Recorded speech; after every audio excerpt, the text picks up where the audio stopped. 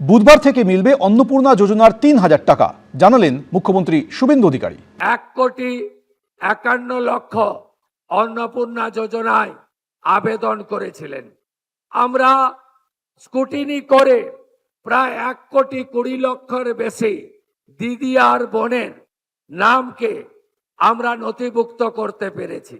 এদেরকে আগামীকাল আমরা ৩,০০০ করে টাকা অ্যাকাউন্টে ট্রান্সফার করব। ১,২০,০০,০০০ দিদি এবং বোন। এর মধ্যে আপনারা শুনলে খুশি হবেন, ৫ লক্ষ আমাদের আদিবাসী দিদি এবং বোন আছে।